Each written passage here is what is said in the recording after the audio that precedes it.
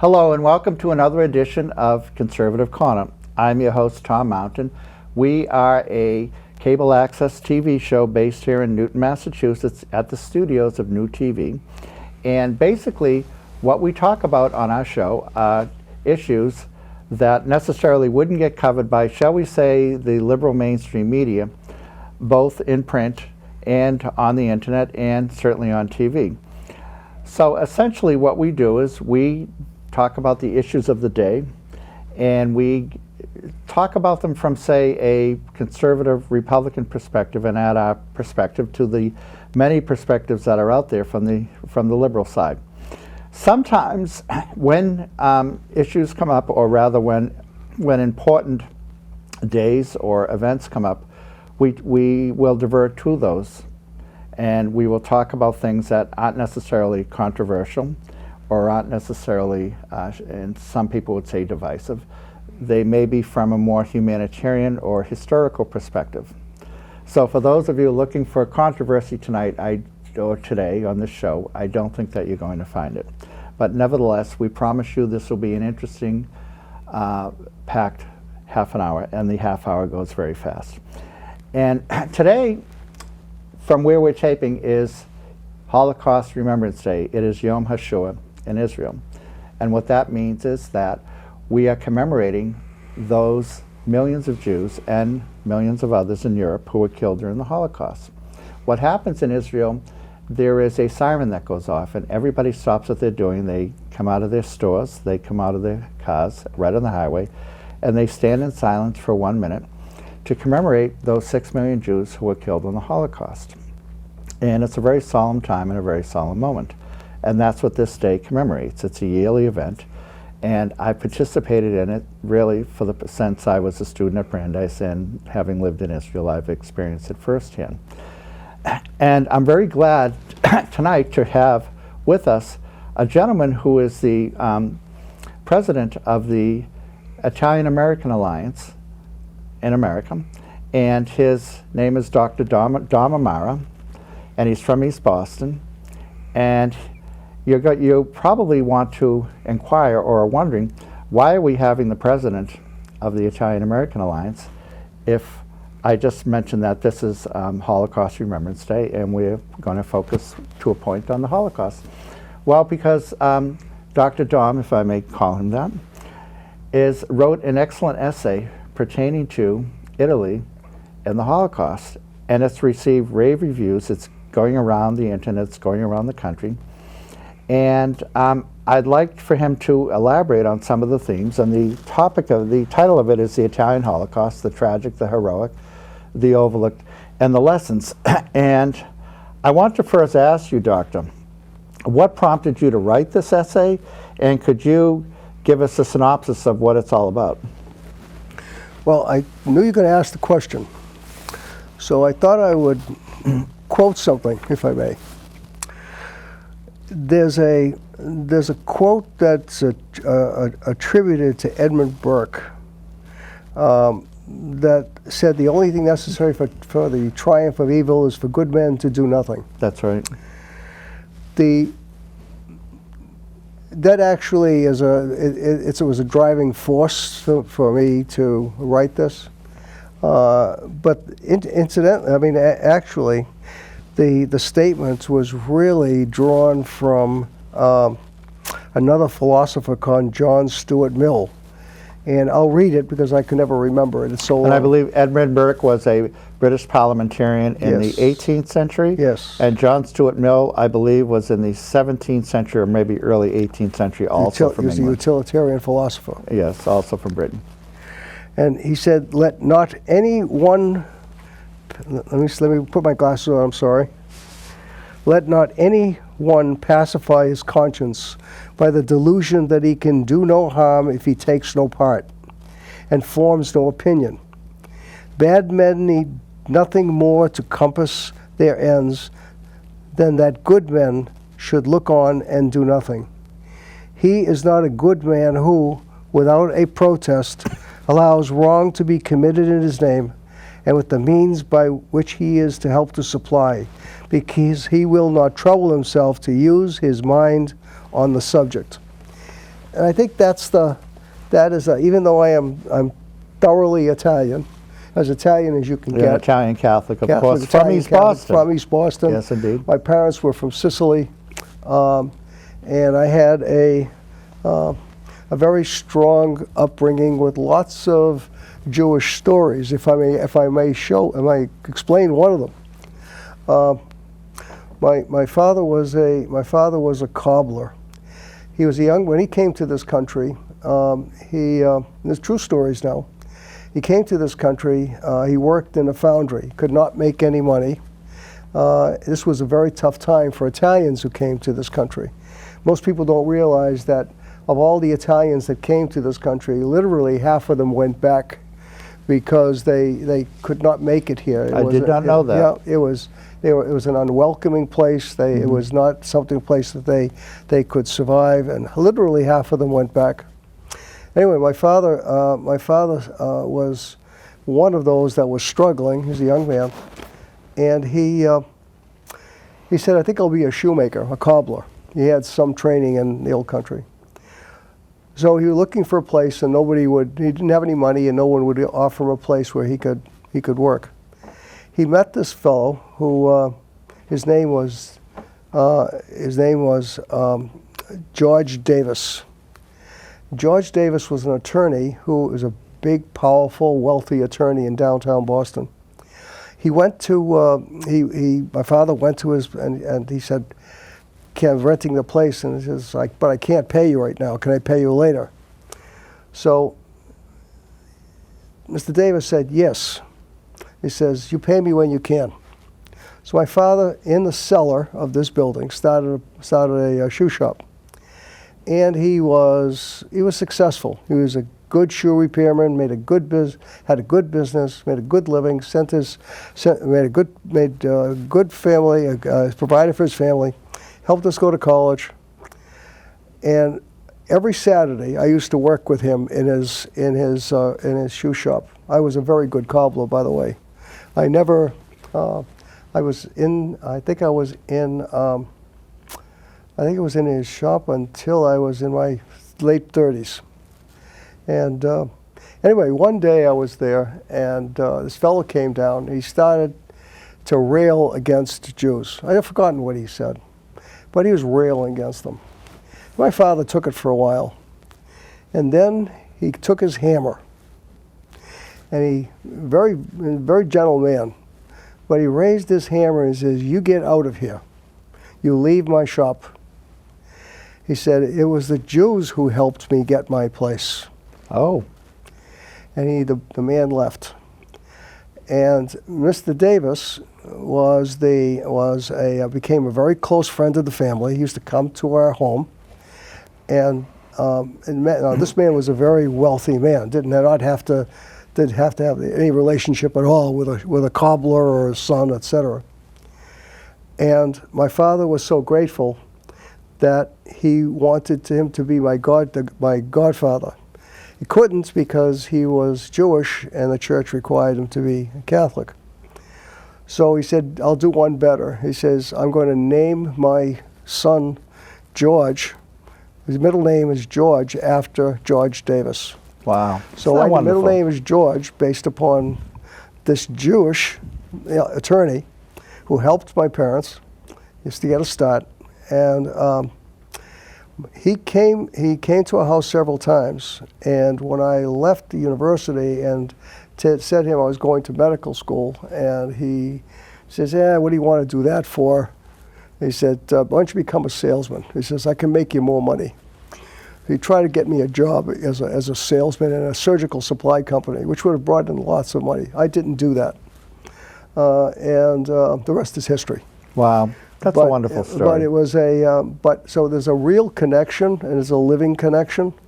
And that's not the basis of something like this, but it certainly is a bit of historical But it's an excellent essay. Could you give us some highlights from it? Well, the reason I wrote it was because of what I just read, that if someone doesn't say something.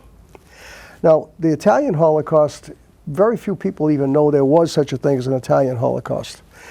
people realized there was a Jewish Holocaust. I mean, there was a Nazi Holocaust, a German Holocaust, but very few people knew that there was an Italian Holocaust.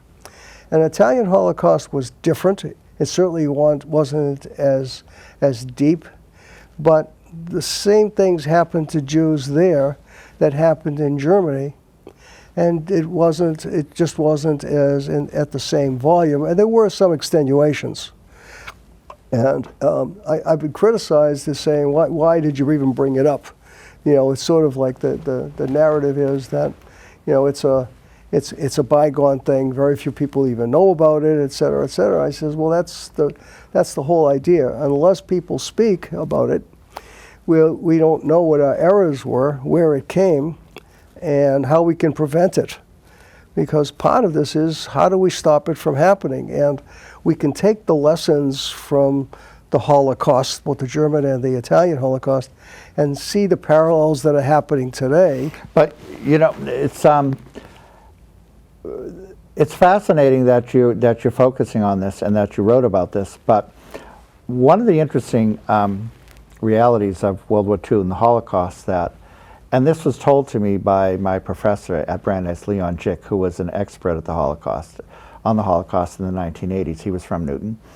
And he reiterated that if you were a Jew living in a democracy at the outset of World War II, your chances of survival through World War II were much less than if you were a Jew living in a fascist country. For example, in Holland, in very democratic Holland, at the beginning of World War II, 73% of the Jews were killed by the end of the war. In ultra-democratic Czechoslovakia, the same scenario. About 75% of the Jews were killed in Czechoslovakia by the end of the war. In France, a very liberal Democrat France, the French authorities rounded up the Jews before the German Nazis even asked for them. In other words, they started rounding them up in 1941, and the Germans weren't ready to take them east to Poland. So they had to keep them in the camps in and around Paris before the Germans were ready to ship them out based on their train capacity. However, with the Italians, it was a very different story. Italy was run by the fascists, Mussolini. Now, midway during the war, the Italians overthrew Mussolini in September 1943, and then switched sides and sided with the Allies, with the Americans and the British. And however, the Germans quickly came down across the Alps and occupied half of Italy. And they managed to reinstate Mussolini in power with a really de facto fascist government in northern Italy. And in southern Italy, of course, it was run by the Free Italian government and supported by the Americans. And there was a big military campaign to oust the Germans, which really didn't succeed very well until the Germans surrendered at the end of the war. Nevertheless, the country was split in half. Yet, even during the time, through early 1943, the Germans would pressure Mussolini to give up the Jews, and he wouldn't do it. He wouldn't do it. And even after Mussolini became a puppet of Germany in northern Italy, they still were reluctant to do it. They wouldn't do it. In fact, there was a time, and it was early 1943, it was actually demonstrated, it was actually recorded that Italian soldiers were known to have fired upon Germans who came for the Jews. So, at the end of the war, about 84% of Italian Jews survived the war, which is an extraordinary number. Not only that, but in southern Europe, in the Mediterranean periphery, and as we get into Albania and Greece, etc., the Italian fascist army occupied those areas on behalf of the Germans. Now, in Greece,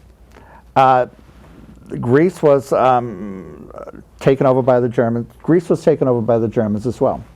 But the Italians, while they were occupying it, did not give up the Jews to the Germans. However, when the Italians themselves, if the audience is following me on this, when the Italians themselves, when they switched sides, when they were then taken into custody and imprisoned by the Germans for switching sides to the Americans and the British, then the Germans took over all of Greece, and then up to 90% of the Greek Jews were killed. So the point is that in Italy, Italy was one of the few countries that had a remarkable record in saving the vast majority of its Jews. I think the only country which surpasses that is Denmark, because in Denmark they were able to send their Jews across the waterways into Sweden, which was located just at least a dozen miles from them. But nevertheless, it's really a testament to the Italian government, the Italian people, and I think really the Italian spirit, that most of the Jews survived. Now, if you look at the worst country, of course, was Poland. Poland, you had it was horrendous, over 3 million Jews, and in 1939, by 1946-47, there were less than 10,000. Now, granted, many of the Jews after that went to Israel, but the death rate of the Jews was 95%. But Italy was really an exception to the rule. And so I think that this is a part of history which people don't know and don't realize and should realize. And so where you came and so graciously alerted people to this and just, told the community in general, and have received, rightfully so, accolades for doing so.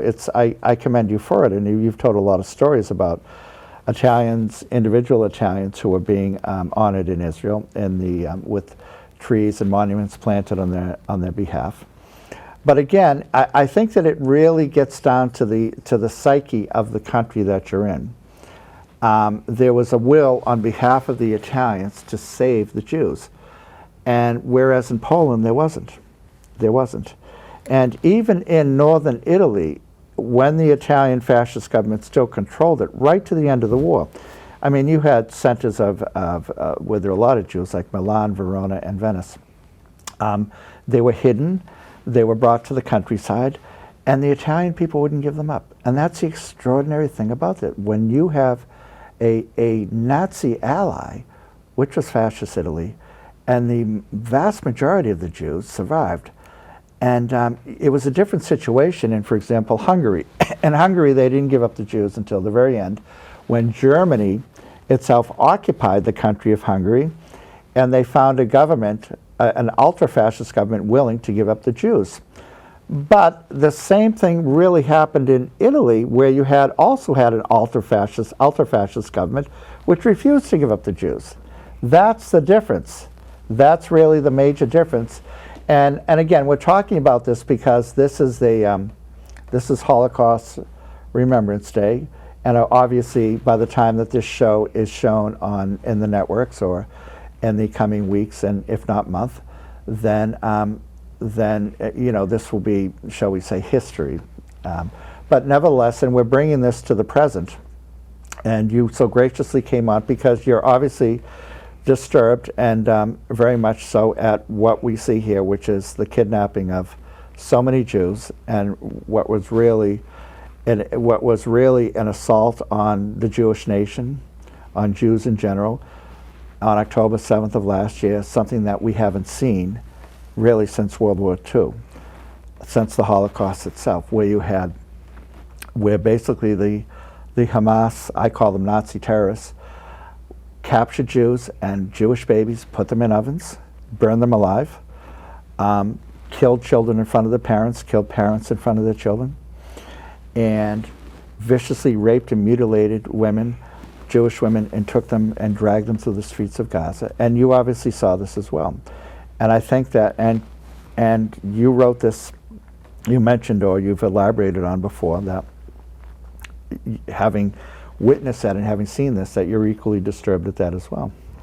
I think what's one of the things, I think anybody who saw that and was honest with themselves couldn't feel anything else. And I think you could, if you look at the data, look at the results of polls, that the country was so appalled when they heard of this. The tenor of the country has changed. Mm-hmm. And I think one of the questions is we have to ask why. And I think the answers lie in many answers lie in what caused it in the first place in places like Germany and Italy. And there are some parallels. And starting with the universities and with the media and with the government bureaucracy and just plain greed. I mean, just economic greed. Are you surprised? So what you're saying is what you're seeing today at schools like UCLA, Columbia, and even MIT and Harvard. It's exactly what happened. Exactly what happened. Parallels to Nazi Germany. The parallels are there. Well, that's a disturbing thing because it's, people assume, or at least the liberals assumed in America, that the anti-Semitism came from the working class high school dropouts somewhere in the Midwest. And what we're actually seeing is from the intelligentsia, and not just any colleges, but the aforementioned centers of academic excellence, supposedly, the UCLAs and the Harvards and MITs of the world, and Columbias. But you have to remember that the same things happened in Europe, and how it was in many cases staged. Universities were one of the, and I'm going to pick on the universities for a minute. Universities were one of those areas in which they, in order to prepare, and I'm speaking now of the Italian Holocaust particularly, in order to prepare people for the anti-Semitism laws that went in by Mussolini. Mussolini was always anti-Semitic. He never really came out and said that. His early writings were always anonymous but anti-Semitic. It wasn't until later that he started to push anti-Semitism, but the anti-Semitism was done through the bureaucracy, and then through through legislation. And then when the laws came out, before the laws came out, there was a hiatus between this preparation and the laws. And part of the preparation was to get the universities basically it became propaganda units, which is what's happening here. And as an example of that, the way they prepared, the way the Nazi prepared, and the way the Italians prepared the people for these new laws, these anti-Jewish laws that were coming about, because these were very democratic states, and they lived in relative calm with the population. I mean, these were fairly liberal democratic states. So they had to prepare these people. How come we're starting to come down hard on the Jews? Well, the Germans did it by saying, well, they said, look at the science, which is very similar to what we're doing now. Look at the studies of evolution. Look at the studies in eugenics. Look at the studies in anthropology. They would start to look at all of these different scientific approaches, which was really Western based. And they said, on this basis, the Jews are less than the rest of them, the rest of us. And they did that in Italy. So when the Jewish law, when the fascist laws against Italy came out, the Italian people were ready for this. Now, some went along with it for a whole bunch of reasons, and some of them were economic. Most of them, the Italians as a race, as a group, pretty laissez-faire. Someone has to punch me in the nose before I'm going to punch you back. They're not going to buy the pablum that people hand to them unless there's a real reason.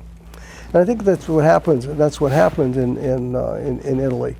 But the important distinction with Italy is that despite all these anti-Semitic edicts by the government, and despite the fact that the government tried to coerce or convince the public to go along with them, the public may have to a point. But the main difference is that in Italy they didn't kill the Jews. Right. To a point they did. The 14% of the Jews in Italy were killed, disappeared, but the overwhelming majority did not.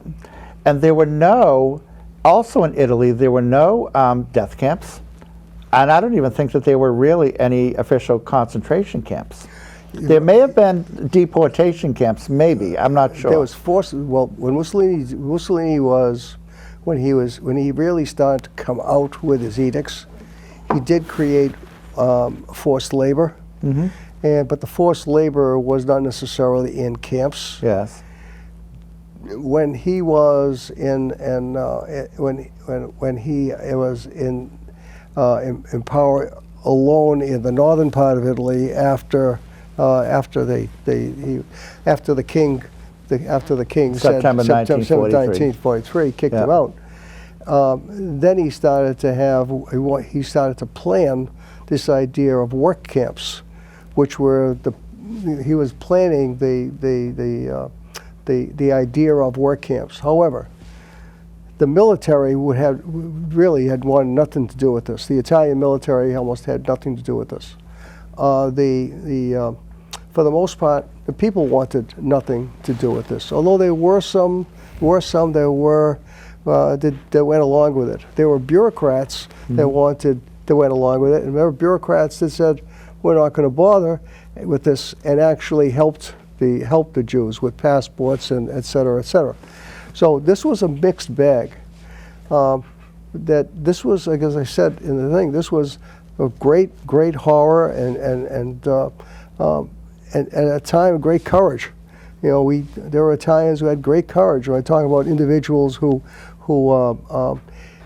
hid Jews in their bakeries for days and days on end when the Jews were looking for them.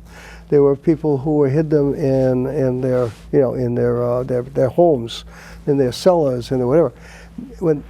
At any one time, if they were turned in, and this was a time when there were a lot of Italian spies and there were a lot of German spies around. So they really did take their life and I think also it should be noted that one of the tragedies of the war in Italy, was that the Americans and the British, the Allies, really did not defeat the Germans in Italy. The German army surrendered at the end of the war.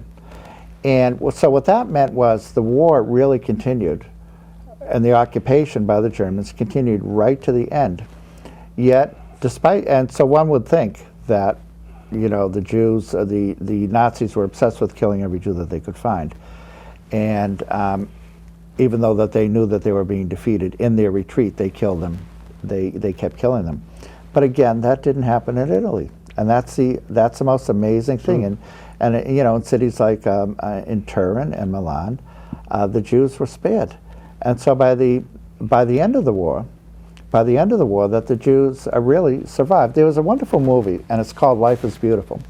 I saw that. And I believe that it's in Italian, and it really tells the story about what happened to an extent with the Jews in Italy. So, yes, there was a Holocaust in Italy, but keeping it in perspective of the general Holocaust that was in Europe during the time, it was